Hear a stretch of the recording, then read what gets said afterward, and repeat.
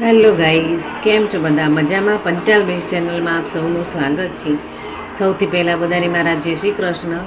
હવે ગણેશ ચતુર્થી આવી ગઈ છે, એટલા માટે હું આજે મોદકની રેસીપી લઈને આવી છું કે 10-15 મિનિટમાં જ મોદક તૈયાર થઈ જાય એવી રેસીપી લઈને આવી છું. તો ચાલો આપણે આજે જોઈએ મોદક. જો ગાઈઝ, અહીંયા મેં એક ગેસ ઉપર કઢાઈ મૂકી છે. એમાં મેં 2 કપ જેવું દૂધ લીધું છે. એમાં હું હવે મિલ્ક પાવડર એડ કરીશ. પહેલાં હું ગેસની ફ્લેમ ઓન કરું.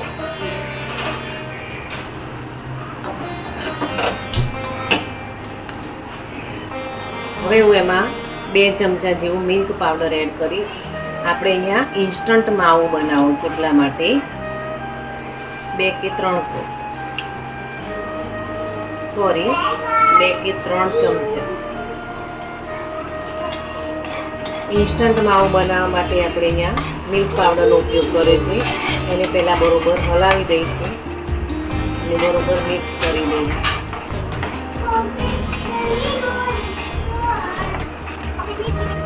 જો ગાઈઝ, મોદક ઘણા બધા પ્રકારના બનતા હોય છે. ઉકળાચી મોદક પણ બનતા હોય છે. ઘણી બધી પ્રકારના મોદક બનતા હોય છે. આપણે ઉકળવા દઈશું કે જ્યાં સુધી માવાના ફોર્મમાં ન આવે ત્યાં સુધી. ગાઈઝ, હવે દૂધ ઉકળવા માંડ્યું છે, એટલે એની લગભગ માવો બનતા 10 થી 15 મિનિટનો જેવો સમય લાગે છે. તો આપણે પહેલાં માવો બનાવી દઈએ. કેસરયુક્ત બનાવવું હોય તો તમે અત્યારે આમાં કેસર એડ કરી શકો છો અને કેસરના પણ મોદક બનાવી શકો છો. મેં અહીંયા કેસરનો ઉપયોગ કર્યો નથી, એટલે હું વ્હાઈટ જ મોદક બનાવીશ. ગાઈઝ, કે હવે આ સરસ ઘટ્ટ થઈ ગયું છે. હવે આપણે એમાં 2 ચમચી જેવું ઘી એડ કરીશું કે જેથી નીચે ચોંટે નહીં.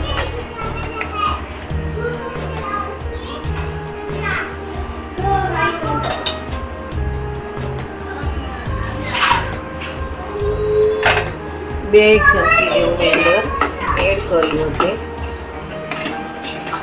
જોઈ શકો છો કે આપણો ઇન્સ્ટન્ટ માવો કેવો સરસ તૈયાર થઈ ગયો છે.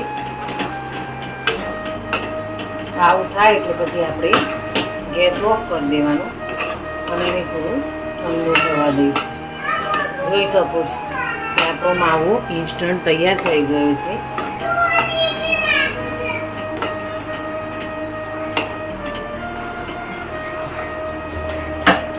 હવે એને આપણે બીજા કોઈ બાઉલમાં લઈ લઈશું અથવા થાળીમાં લઈ લઈશું કે જેથી એ ઠીક થઈ જાય અને આગળની આપણે પ્રોસેસ કરી શકીએ.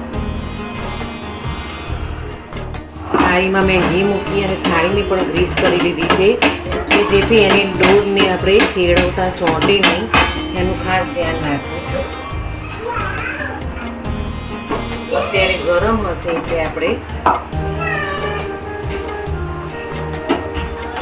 એને કશું જ કરવાનું નથી. એને થોડું ઠંડુ થવા દઈશું, પછી આપણને આગળની આપણે પ્રોસેસ કરીશું. જોઈ શકો છો ગાઈઝ કે આપણું મેદો કેવો ફટાફટ તૈયાર થઈ ગયો છે. બહુ સમય પણ લીધો નથી અને તૈયાર થઈ ગયો છે. જો તમારે પેંડા બનાવવો હોય કે કંઈ કરવું હોય તો તમે ઇન્સ્ટન્ટ માવો બનાવી શકો છો. બહારથી લાવો એના કરતાં ઘરે બનાવવું એ બધું ચોખ્ખો અને સારો બને છે. અંદરનું જે બેટર અલગ કરવા માટે મેં અહીંયા ટોપરાનું છીણ લીધું છે અને ટોપરાના છીણમાં મેં જે માવો બનાવ્યો હતો એ એમાં એડ કરીશ. એટલે હું અહીંયા અંદરના જે છે એમાં હું થોડો અલગ કલર આપવા માગું છું, એટલા માટે મેં આ પ્રોસેસ કરી છે. જો તમારે બધા જ વ્હાઈટ કરવા હોય તો તમારે આ વસ્તુ કરવાની કોઈ જરૂર નથી.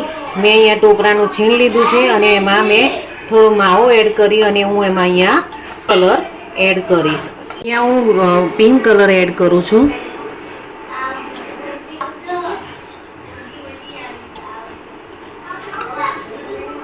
જોઈ શકો છો ગાઈઝ કે મેં અહીંયા પિંક કલર એડ કર્યો છે એટલે એનો કલર પિંક થઈ જશે. હવે બધું જ બેટર આપણે સરખી રીતે મિક્સ કરી દઈશું, કલર બરોબર સીજાય એ રીતે. જોઈ શકો છો કે આ રીતનું આપણે પિંક કલર તૈયાર થઈ ગયો છે. હવે હું આમાંથી નાની નાની ગોળીઓ વાળી લઈશ.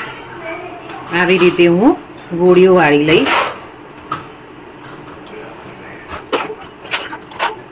આવી રીતે હું બધી જ નાની નાની ગોળીઓ વાળી લઈશ. મેં અહીંયા ગુલાબની જે પાંદડી છે અંદર એડ કરી છે. આ બિલકુલ ઓપ્શનલ છે, જો તમારે એડ ન કરવી હોય તો તમે એવોઇડ પણ કરી શકો છો, પણ મારી જોડે અવેલેબલ છે એટલે મેં અહીંયા એડ કરી છે. હવે આપણો માવો પણ સરસ તૈયાર થઈ ગયો છે. હવે હું આમાંથી મોદક આ રીતનું મેં લઈ અને અંદર આ રીતની મેં ગોળી એડ કરી છે. હવે હું મેને મોદકનો શેપ આપી દઈશ. તમારી જોડે જો મોદકનું મોલ્ડ હોય તો તમે મોદકનો મોલ્ડ પણ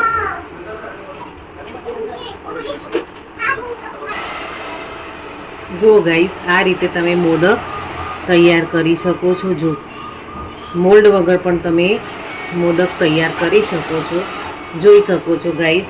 હવે આપણે બધા જ મોદકો આ રીતે તૈયાર કરી લઈશું. ગાઈસ કે આપણા હવે મોદક કેવા સરસ તૈયાર થઈ ગયા છે. તમે પણ ઘરે બનાવી શકો છો. બનાવતા બહુ વાર લાગતી નથી.